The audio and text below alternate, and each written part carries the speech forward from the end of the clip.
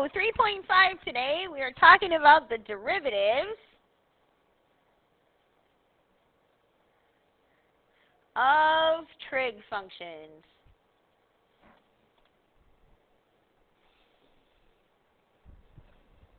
So I think it's easiest if we just start by giving you all 6 of them, and then we work from there. So I'm going to start with the derivative of sine x is equal to cosine x. The derivative of cosine x is equal to negative sine x.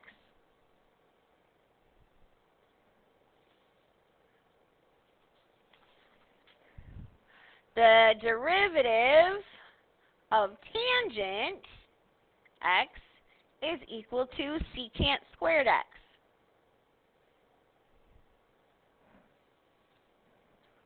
The derivative of cotangent x, we'll do that one next. Derivative of cotangent x is negative cosecant squared x.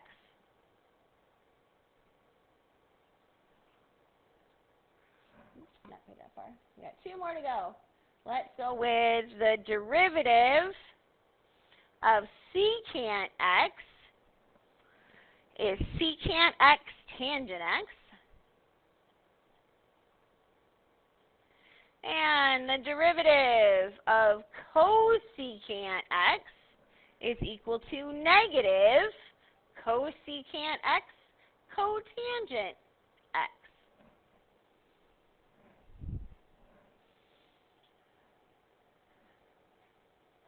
So we're going to be using these whether we do power rule, product rule, quotient rule, whatever.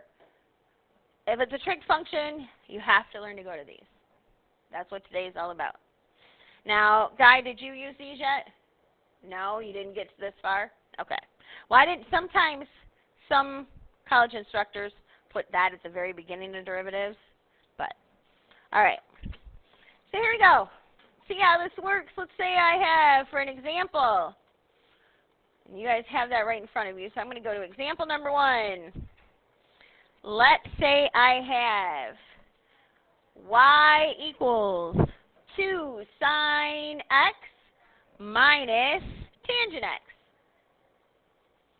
And I want you to find dy dx, which just means to find the derivative.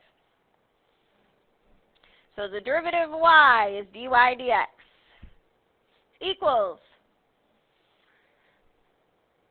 we have 2. That coefficient always sticks around. The derivative of sine is cosine. Minus the derivative of tangent is secant squared. And that's it.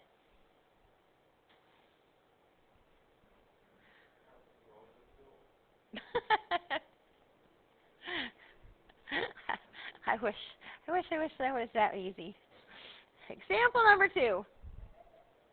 All right, so let's do this a little more. So on 1 through 9, you are just finding dy dx. All right, find dy dx. And let's do a little bit tougher one. So what if I said we have y equals cosine x over 1 plus sine x. What rule are we going to have to use here? The quotient rule. So I've got cosine x for my f of x and 1 plus sine x for my g of x. The derivative of cosine is negative sine. The derivative of 1 plus sine is 1 plus cosine. I take that back. It is not 1 plus cosine. 1 becomes what? 0, right? So 1 plus sine x is just cosine x. Yeah, the derivative of a number is 0, right? Okay. All right. So now we're going to go ahead and do our quotient rule. We have negative sine x times 1 plus sine x. So negative sine x times 1 plus sine x minus cosine x times cosine x, or cosine squared x, all over 1 plus sine x squared.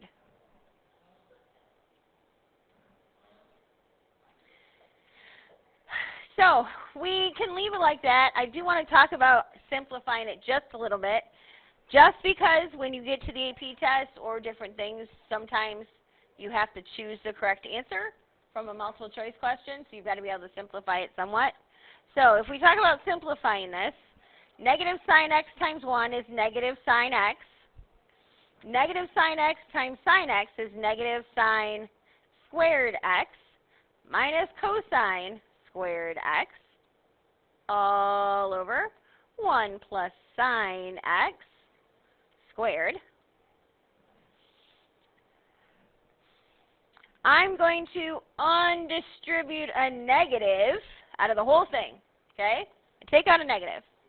So that means on the top I have negative, parentheses, sine x plus sine squared x plus cosine squared x all over 1 plus sine x squared. Now in that top parenthesis, sine squared x plus cosine squared x equals what? 1, right? So we can actually change this piece right here into 1. So I have a negative sine x plus 1 over 1 plus sine x squared. What else do you see we can do? Yeah, we can cross off this one with one of them down here. So our final answer could be negative 1 over 1 plus sine x. Okay, so, I didn't say that. I said you could leave it. What I said was I want you to realize that we've got to be able to simplify it sometimes to get it to match an answer if it's multiple choice. Okay? And I want to make sure you know how to do that. No. All right. So do you want me to do one with the product rule? No? Okay. Then I guess we'll move on a little bit. Example number 3. Example number 3, we're going to jump down to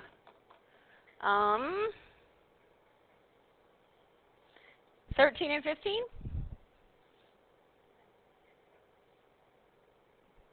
I guess 11 fits in there too. 11 through 15. Find the velocity and acceleration functions for how about if we do y equals 7 tangent x.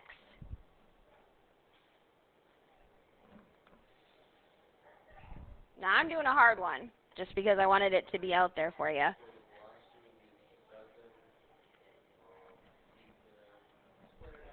Good.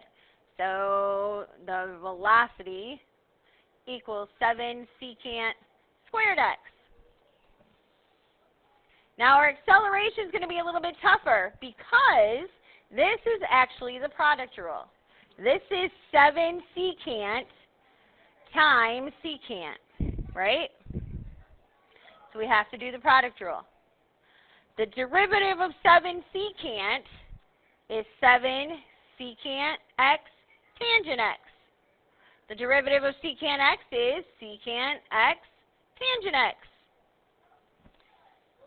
So our acceleration equals 7 secant x tangent x times secant x. So 7 secant squared x tangent x plus secant x tangent x times 7 secant x, or 7 secant squared x tangent x. And what do you notice we can do with those two?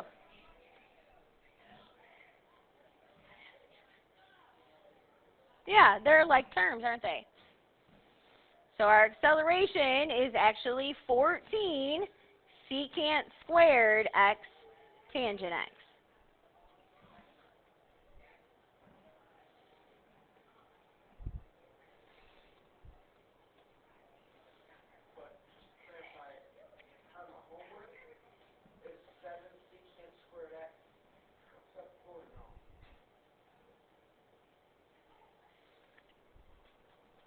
Where are you talking about? For velocity, that works. But when you found acceleration, you got to do the product rule. No, I had to find acceleration, so I had to do the product rule. So I took 7. Yeah. Yep.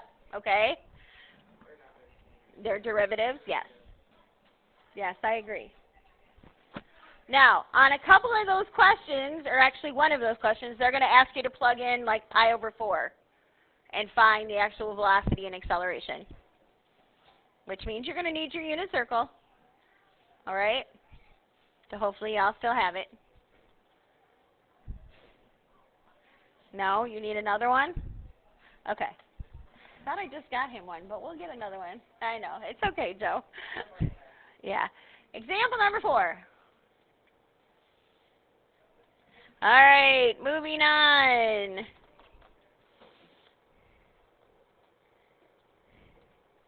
To 17 through 19. Find. Okay. Find jerk. Given that S equals 4 cosine t. So what does jerk mean? Right, so it's the third derivative, right? So we're going to do the first derivative, which is velocity. It's going to be negative 4 sine t, because the derivative of cosine is negative sine.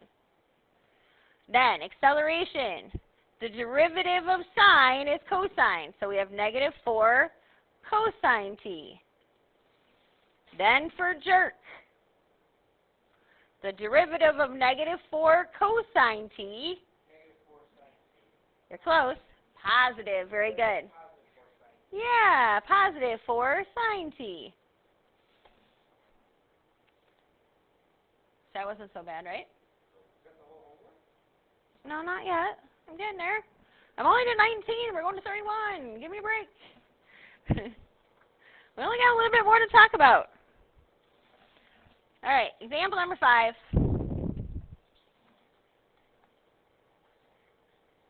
All right, so let's say find the tangent line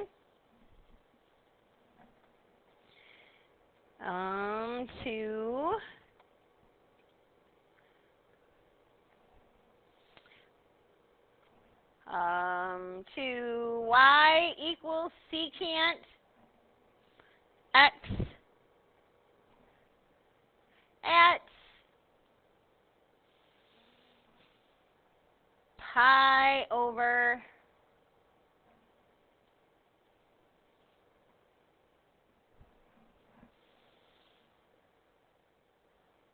4. I don't know. I couldn't decide between 4, 2, 3. Yeah. All right. So first of all, to find the tangent line, we're going to need a whole point, aren't we? So I know my x value is pi over 4. My y value, then, I have to plug pi over 4 in. So the secant at pi over 4 is 1 over cosine. Cosine is square root 2 over 2, right? So I have 1 over square root 2 over 2. So how do I simplify that? Correct. So I'm actually going to have 2 over square root 2. Yep. Then we got to rationalize. Square root 2 times square root 2. So we get 2 square root 2 over 2. So what ends up happening? Yeah, square root 2. So there's our point, right? So we have our point. Now we've got to find our slope, which means we have to do what with y equals secant x? Find the derivative, because that's how you find slope, right? So y prime equals the derivative of secant x is secant x tangent x.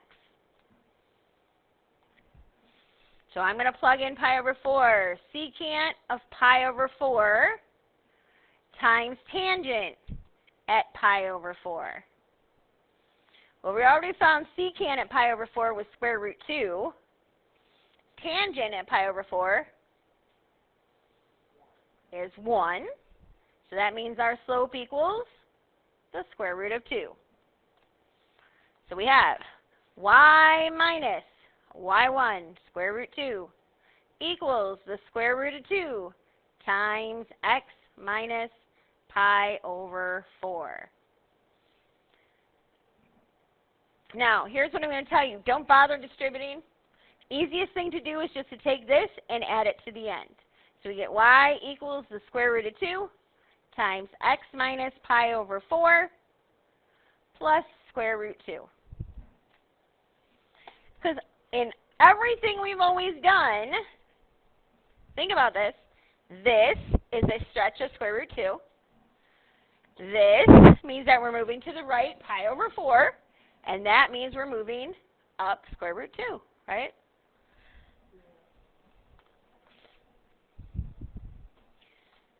Questions? Do you guys want to get started? Okay.